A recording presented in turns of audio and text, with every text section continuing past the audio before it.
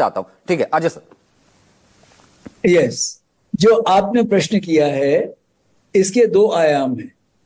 एक तो जो ट्रंप साहब की ज्यादा बोलने की आदत है वो है, आप उसको चेंज नहीं कर सकते हो, जैसे हैं वो वैसे हैं। वो क्या है, वो हमारा मुद्दा नहीं होना चाहिए।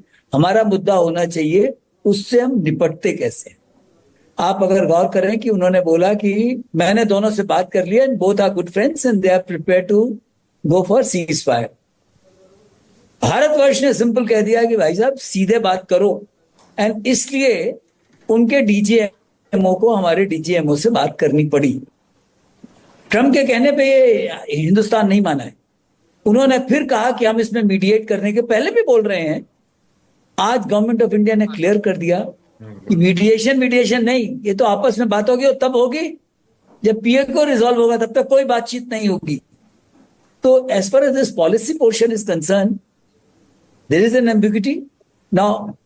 और इसका जो है गवर्नमेंट ऑफ इंडिया ने पहले भी किया और अभी भी क्लियर किया हुआ है एमईए ने कि इसके बारे में कोई डायरेक्ट बात नहीं होगी। It is only bilateral issue और बायलैटरली सॉल्व होगी।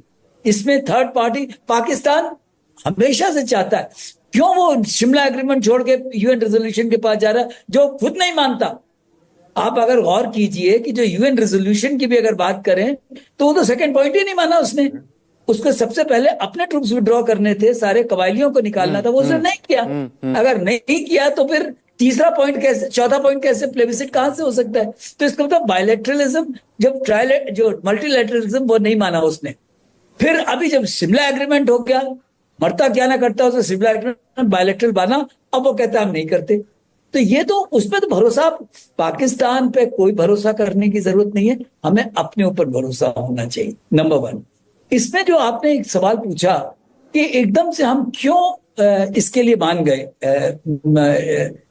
सीज फायर के लिए, अगर आप गौर करो, आपने जो एक मिलिट्री ऑब्जेक्टिव आर्मी को दिया, आर्म फोर्सेस को दिया गया था, वो मिलिट्री ऑब्जेक्टिव ये था, डिस्ट्रक्शन ऑफ टेरर इंफ्रास्ट्रक्चर।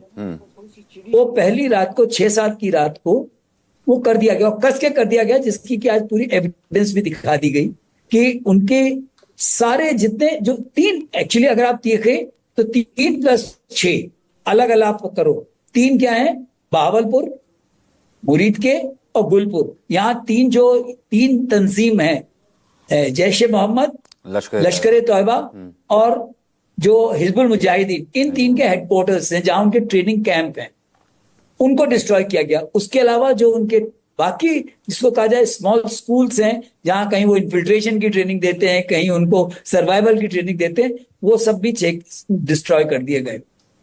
हमने उस दिन बिल्कुल क्लियरली बोला, जो ब्रीफिंग हुई, जो ज्वाइंट ब्रीफिंग हुई, उसमें बड़ा क्लियरली कह दिया हमारी तरफ से हम इसको एस्केलेट अब नहीं करेंगे, हमने जो करना था कर दिया, अब अगर आप कुछ करोगे तो हम रिस्पॉन्ड करेंगे।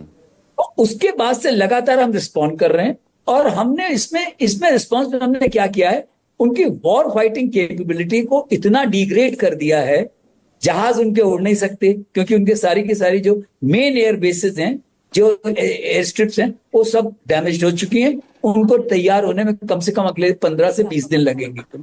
उनके सारे रेडार स्टेशंस, मेन पसरूर हो, सियालकोट हो, चुनियन हो, सारे डिस्ट्रॉय हो गए, तो उनका एडी सिस्टम काम नहीं कर सकता है। तीसरा, उनके जो एडी के जो स्टेशंस थे वो भी खत्म हो गए। नहीं ठीक है, फिर हमने मैं इसको आगे सुनिए, इसका एक सप्लीमेंट एक मिनट और मुझे दीजिएगा, सिर्फ 1 मिनट। नहीं मैं आपके पास ही आ रहा हूं, आप ही पूरी कीजिएगा, मैं इसमें सिर्फ एक सप्लीमेंट जोड़ रहा हूं। ठीक है, 15 से 20 दिन बोला, जैसे कि आपने बोला कि वहां से अभी प्लेन उड़ नहीं सकते, वो कर नहीं सकते। क्या वो लॉन्गेविटी जो है कहीं ना कहीं वो बार्गेन करने में, लेने में वो कामयाब नहीं हो गया? ठीक है, विद द पर्सपेक्टिव कि कल 12 बजे डीजीएमओ स्तर की दोबारा बातचीत होगी, तब तक तो सीज फायर है, तब तक तो वक्त है। आज का जो ब्रीफिंग से मुझे निकल के आया है, मैं भी मानता हूं, मैं भी कल बैफल्ड था कि क्यों हो गया ये, लेकिन आज उन्होंने कहा कि जो टर्म्स एंड कंडीशन है वो कल डिसाइड होंगे कि इसमें क्या किया जाएगा, और उसमें मेरे ख्याल में कुछ बड़े हार्श कंडीशंस हैं, नहीं हुए तो हम फिर रिस्पॉन्ड करेंगे। और हमने दिखा दिया कि एक तो हमारी कैपेबिलिटी है कि हम पिन पॉइंट टारगेटेड डैमेज कर सकते हैं। दूसरी हमारी कैपेबिलिटी है कि हम कहां पहुंच गए। चकलाला का मतलब जीएचक्यू हेडक्वार्टर इस्लामाबाद, तो कुछ भी, पेशावर, तो कुछ भी हमारी जद के बाहर नहीं है।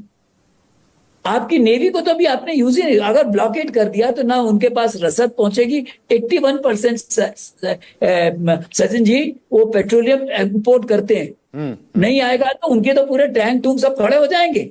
दूसरा, आपने जो पानी का जो एक बहुत बड़ा बॉम्ब उनके ऊपर मारा है, उसका असर यह है कि जब आप चाहोगे आप वहां फ्लडिंग कर सकते हो या ड्राउट कर सकते हो। अच्छा, एक इसमें गौर कीजिएगा कि पानी की उनकी जो स्टोरेज कैपेसिटी है सिर्फ 30